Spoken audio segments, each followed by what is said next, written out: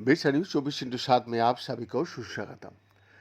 दोस्तों, राजधानी दिल्ली की चित्तरंजन पार्क में दीपजय दत्ता का पहली मंजिल वाली घर में मातम पसरा हुआ है।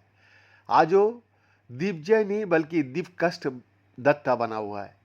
दत्ता साहब का जन्म और परवरिश कलकत्ता में हुई थी और आज वो दिल्ली में पीआर इंडस्ट्री यानी जनसंपर्क में एक बड़ी मोटी सैलरी वाली नौकरी कर रहा है।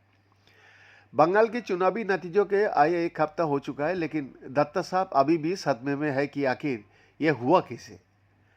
पिछले कई महीना से वो बीजेपी शासित राज्यों के अपने सहयोगियों का मजाक उड़ा रहा था।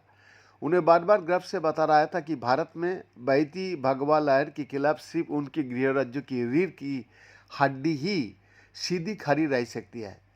और दोस्तों का ज्ञान दे रहे थे कि बंगाली एक अलग प्रजाति का होता है और सचमुच वो थे भी। ये प्रजाति साउथ दिल्ली के चित्तरंजन पार्क में रहती है। साउथ बॉम्बे का नेपियन सी रोड वाले फ्लैटों में पाई जाती है उसको। बेंगलोर के इंदिरा नगर कैफ़े और लंदन के साउथ हॉल वाले अपार्टमेंट्स में दिखती है। न्यू जर्सी में तो आपके हर दूसरा आदमी ऐसा ही मिलेगा। इंजीनियर जो जादवपुर यूनिवर्सिटी से पढ़ा हो और ऋतिक घटक की फिल्म पर जिसका एक गंभीर विचार हो। दर्शक, असल में इनके लिए बंगाल सिर्फ एक राज्य नहीं है बल्कि एक सभ्यता का प्रोजेक्ट है।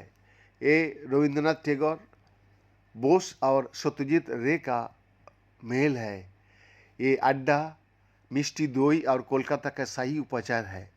ये एक वामपंथी उदारवादी यानी लेफ्ट लिबरल सांस्कृतिक राजसूख भी है, जिसने इन प्रवासियों को दिल्ली की सदियों और बेंगलोर की पार्टियों में गर्माहट ही है।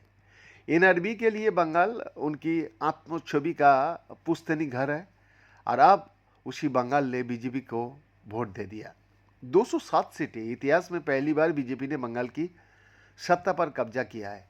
बंगाल की जनता ने 15 साल की कुशासन, सिंडिकेट राज, भ्रष्टाचार और तृणमूल कांग्रेस की उस खास प्रतिभा जिसमें वो राजनीतिक हिंसा को एक सांस्कृतिक परंपरा बना रहे थे, उससे तंग आकर वो कर दिया जिसके बारे में सोचना भी इनके लिए पाप था।